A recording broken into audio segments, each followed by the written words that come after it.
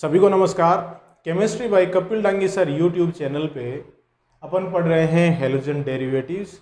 इसके पार्ट 5 तक अपन इसके कुछ टॉपिक पढ़ चुके हैं, जिसमें अपन एल्किल हैलाइडों का सिंथेसिस भी पढ़ चुके हैं, एल्किल हैलाइडों का निर्माण पढ़ चुके हैं।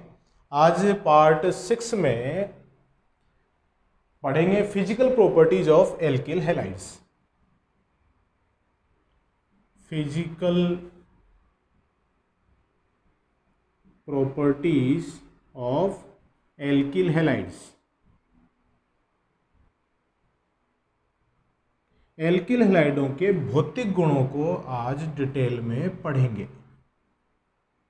भौतिक गुणों की बात कर रहे हैं।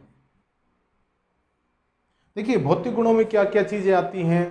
प्रावस्था है, रंग है, गंध है, जल में विलेयता है, गलनांक क्वथनांक हैं, घनत्व हैं। ये सारी चीजें अपन फिजिकल प्रॉपर्टी में पढ़ते हैं। तो देखिए, एक एक करके देखते हैं। सबसे पहले लेते हैं भौतिक प्रावस्था, फिजिकल स्टेट। फिजिकल स्टेट की अगर अपन बात करें, भौतिक प्रावस्था,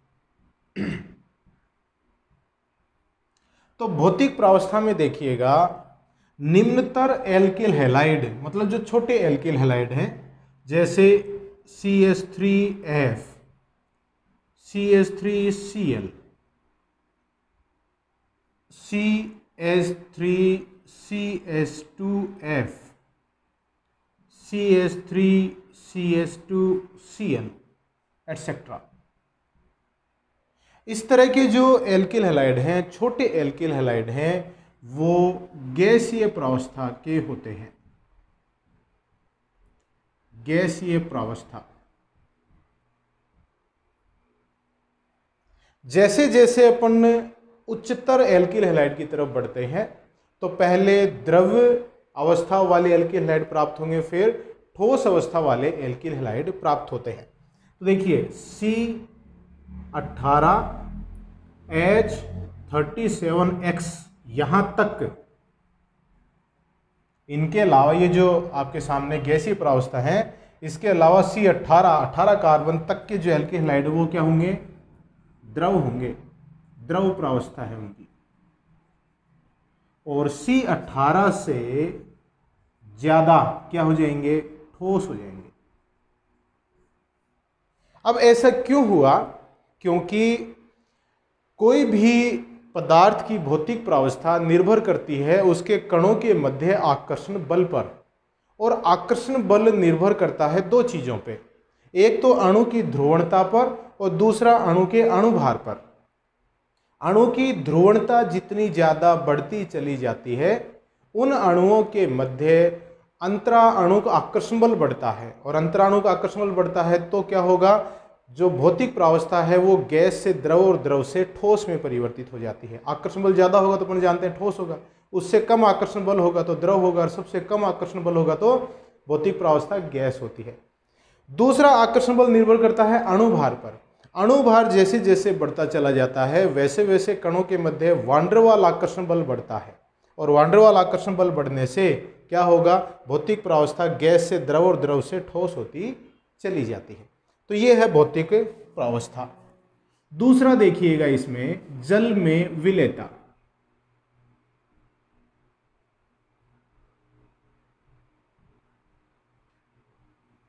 अब देखिए, यहां पर अपन सामान्य बात करें तो एल्किल हैलाइड्स जल में अविलेय होते हैं।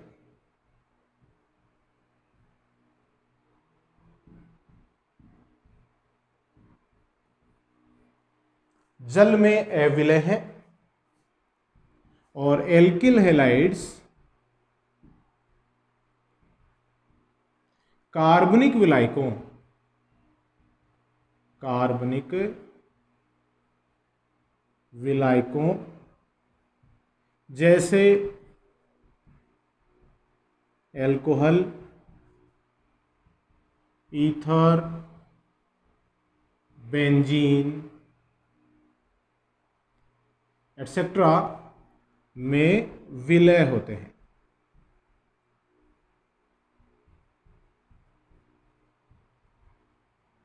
तो एल्किल हैलाइड हैं वो जल में अविलय हैं, और कार्बनिक विलायकों जैसे अल्कोहल, ईथर और बेंजीन इनमें विलय होते हैं। विलयता के लिए एक सिंपल सा नियम है, लाइक डिजोल्व लाइक, समान समान को घोलता है। तो एल्किल हैलाइडों के जो गुण हैं वो कार्बनिक विलायकों के समान हैं, जल के समान नहीं है, इसलिए जल में नहीं घुलते हैं और कार्बनिक विलायकों में विलय होते हैं। एल्किल फ्लोराइड व एल्किल क्लोराइड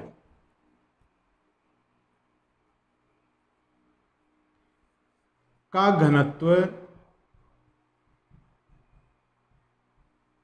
जल से कम होने के कारण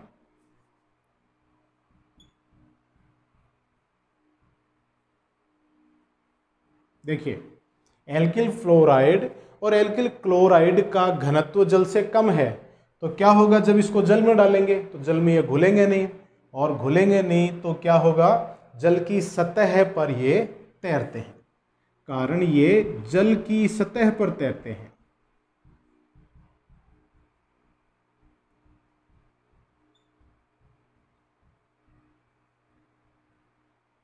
तो एल्किल फ्लोराइड और एल्किल क्लोराइड ये जल की सतह पे tैरते हैं। बाकी जो दो प्रकार के बच गए, कौन से, एल्किल ब्रोमाइड व एल्किल आयोडाइड के घनत्व जल से ज्यादा होने के कारण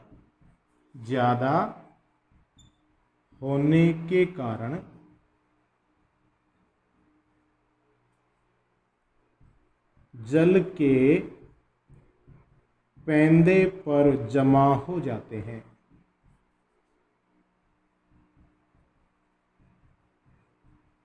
एल्किल हैलाइड है वो कोई सा भी जल में नहीं घुलता है, लेकिन इनमें एल्किल फ्लोराइड और एल्किल क्लोराइड तो जल की सतह पे तैरेंगे जैसे तेल तैरता है, और एल्किल ब्रोमाइड और एल्किल आयोडाइड है वो जल की पेंदे पर जाके जमा हो जाएंगे, क्योंकि ब्रोमाइड और आयोडाइड वाले जो एल्किल हैलाइड हैं उनका घनत्व जल से ज़्यादा होता है। तो ये है इनकी जल में विलयता। और नेक्स्ट है रंग। तो इसमें ये रंगहीन होते हैं।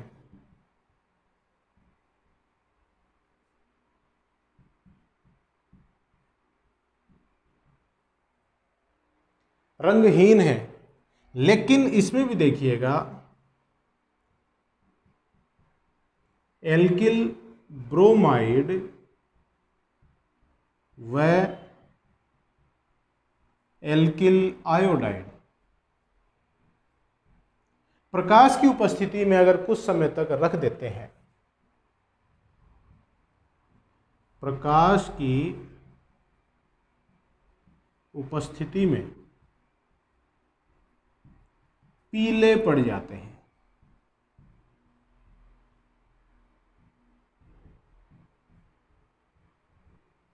कौन से पड़ जाएंगे पीले? एल्किल ब्रोमाइड और एल्किल आयोडाइड, क्योंकि अपन जानते हैं कि कोई भी यौगिक रंग क्यों दर्शाता है कि वह दृश्य क्षेत्र के प्रकाश में से कुछ रंगों को अवशोषित कर ले।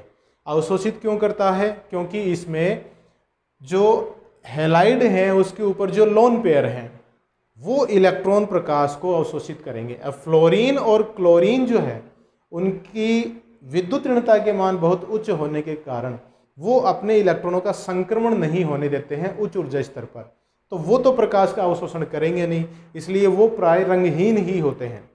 एल्किल ब्रोमाइड और एल्किल आयोडाइड भी प्राय रंगहीन ही हैं, लेकिन कुछ समय तक इसको प्रकाश में अगर रख देंगे तो ये पीले पड़ जाते हैं। साथ ही जो एल्किल आयोडाइड है उसमें देखिएगा जो कार्बन और आयोडीन के मध्य बंध है ये काफ़ी कमज़ोर होता है, तो ये आसानी से टूट जाता है, इसकी क्रियाशीलता बहुत ज़्यादा है, और ये क्या करेगा, प्रकाश की उपस्थिति में आयोडीन देता है, और आयोडीन देगा तो इसका रंग कैसा हो जाता है, बैंगनी रंग। तो एल्किल आयोडाइड है, ये प्रकाश की उपस्थिति में वियोजित होकर आयोडीन देते हैं और आयोडीन का रंग चूंकि बैंगनी है इसलिए थोड़ा सा इसमें बैंगनी रंग प्राप्त हो जाता है। तो ये है इसका रंग। नेक्स्ट देखिए ज्वलनशीलता। इसको जलाते हैं तो क्या होता है,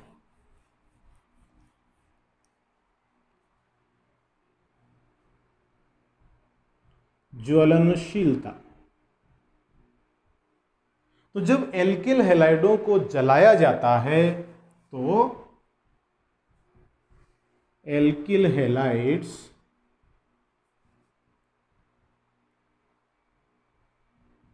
जलाने पर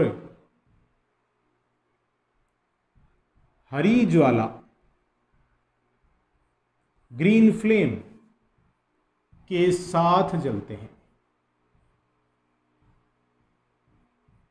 मतलब ये ज्वलनशील है और जब जलाएंगे तो इसमें जो ज्वाला है, लो जिसको अपन कहते हैं, उसका रंग कैसा प्राप्त होता है, हरा रंग प्राप्त होता है। अब बात करें अपन क्वथनांक की, बॉइलिंग पॉइंट की। तो जो एल्किल हैलाइड हैं उनके क्वथनांक समान अणुभार वाले हाइड्रोकार्बनों से ज्यादा होते हैं। एल्किल हैलाइड्स के क्वथनांक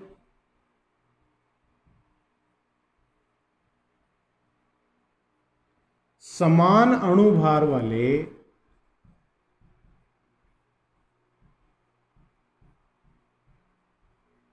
हाइड्रोकार्बन्स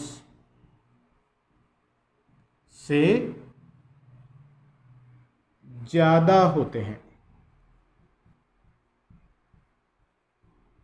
कारण क्या है, जैसे देखिए हाइड्रोकार्बन में क्या होता है, जैसे मान लो इस तरह से कार्बन की श्रृंखला होती है, और एल्किल हैलाइडों में क्या होता है कि इसमें एक C-X मतलब CX बंध पाया जाता है। तो हाइड्रोकार्बन की प्रकृति कैसी हो गई, अध्रुवीय। और इसमें जो CX बंध है उसमें कार्बन पर आंशिक धनावेश और हैलोजन परमाणु पर आंशिक ऋणावेश है। तो प्रकृति कैसी हो गई, ध्रुवीय हो गई। और ध्रुवीय होने के कारण इसमें क्या होता है, अंतराअणुक आकर्षण बल उत्पन्न हो जाते हैं।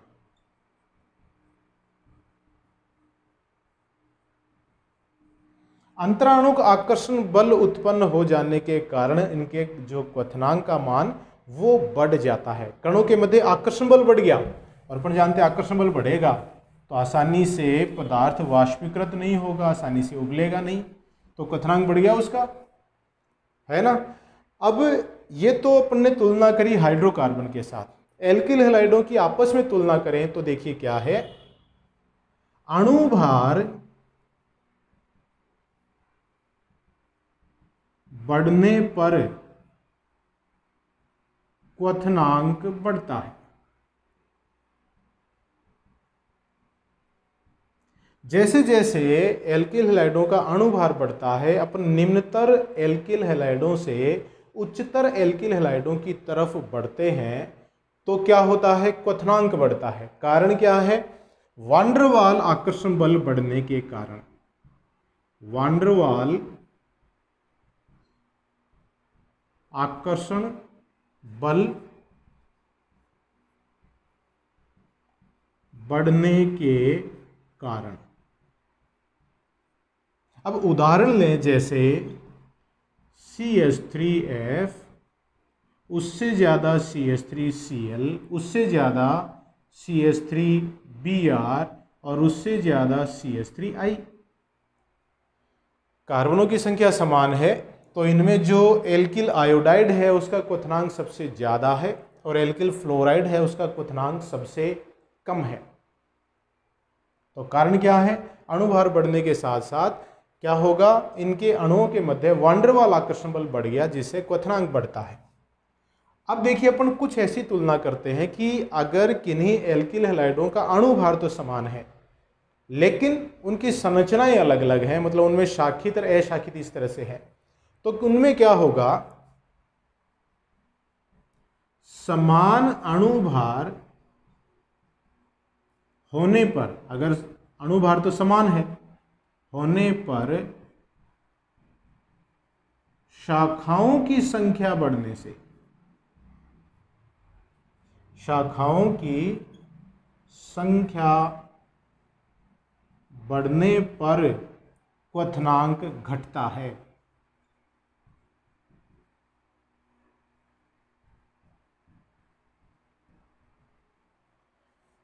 उदाहरण से समझेंगे, कारण भी बताऊंगा आपको मैं, देखिएगा। जैसे CH3 CH2 CH2 CH2 Cl, 4 carbon की श्रृंखला है और इसमें Cl 1 नंबर कार्बन पे जुड़ा हुआ है। ये हो गया नॉर्मल ब्यूटिल क्लोराइड। इसी के समान अणुभार वाला दूसरा अणु ये हो सकता है CH3 CH और यहाँ पे CH2Cl। समान कार्बन है, समान हाइड्रोजन है, इसमें भी Cl जुड़ा हुआ है। इसका नाम है आइसो ब्यूटिल क्लोराइड। और देखिएगा CH3, यहाँ CH3 और ये CH3 और यहाँ Cl, तो इसका नाम हो गया टर्शियरी ब्यूटिल क्लोराइड, तृतीयक ब्यूटिल क्लोराइड। तो इस नॉर्मल ब्यूटिल क्लोराइड में कोई शाखा नहीं है। आइसो ब्यूटिल क्लोराइड में शाखाओं की संख्या 1 है। तृतीयक ब्यूटिल क्लोराइड में 2 शाखाएं हैं। तो शाखाएं बढ़ेंगे तो क्वथनांक का मान घटेगा। तो इन अणुओं में जो क्वथनांक का क्रम है वो ऐसे हो जाएगा, नॉर्मल ब्यूटिल क्लोराइड का क्वथनांक सबसे ज़्यादा है और तृतीयक ब्यूटिल क्लोराइड का जो क्वथनांक है वो सबसे कम है। कारण क्या है कि जैसे जैसे शाखाओं की संख्या बढ़ती है, अणु की जो आकृति है वो गोलाकार होती चली जाती है। और अपन जानते हैं गोलाकार आकृति का पृष्ठीय क्षेत्रफल सबसे कम होता है। तो पृष्ठीय क्षेत्रफल का मान कम होते चले जाने के कारण जो विभिन्न अणु आपस में संपर्क में आते हैं उनके मध्य आकर्षण बल उत्पन्न होता है। तो पृष्ठीय क्षेत्रफल ही कम हो गया तो कणों के मध्य आकर्षण बल भी कम होता चला जाएगा। और आकर्षण बल कम हो जाएगा तो क्वथनांक निश्चित रूप से कम होता चला जाता है। क्लियर है? तो शाखाओं की संख्या बढ़ने से आकृति गोलीय होती चली जाती है, जिससे पृष्ठीय क्षेत्रफल का मान कम होता चला जाता है और उससे क्वथनांक भी कम होता चला जाता है। अब और देखिए, इसमें उदाहरण लें जिसमें मुख्य श्रृंखला तो एक समान ही है लेकिन हैलोजनों की स्थितियां अलग अलग हैं।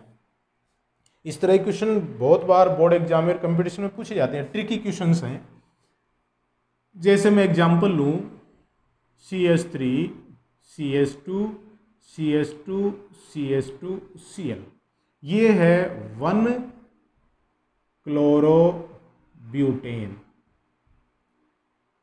फिर मैंने लगाया CH3 CH2 CH2 CH2, यहाँ पे ये CH3 और ये मैंने CH, यहाँ पे Cl, 2 क्लोरोब्यूटेन। ठीक है, 1 क्लोरोब्यूटेन और 2 क्लोरोब्यूटेन की भी अपन तुलना करें तो देखिए मुख्य श्रृंखला तो 4 कार्बन की है और सीधी श्रृंखला ही है, लेकिन 2 क्लोरोब्यूटेन का क्वथनांक है वो 1 क्लोरोब्यूटेन से कम होता है, क्योंकि यहाँ पर Cl भी एक पार्श्व श्रृंखला की तरह ही कार्य करता है, गोलीय आकृति को ये बढ़ा रहा है। तो अपन क्या देखेंगे कि जो एल्किल हैलाइड हैं उनमें क्वथनांक का क्रम जो होता है वो यूं होगा, क्वथनांक का क्रम सबसे ज्यादा प्राथमिक, फिर उससे कम द्वितीयक और सबसे कम होता है तृतीयक। तो प्राथमिक एल्किल हैलाइड का क्वथनांक सबसे ज्यादा है, तृतीयक एल्किल हैलाइड का क्वथनांक सबसे कम होता है। अब ये तो अपन ने बात करी एल्किल हैलाइड की। कुछ उदाहरण अगर अपन एरिल हैलाइड के भी ले लें यहां पर, तो देखिए जैसे यहां मैं ले रहा हूं डाई हैलाइड्स के एग्जाम्पल।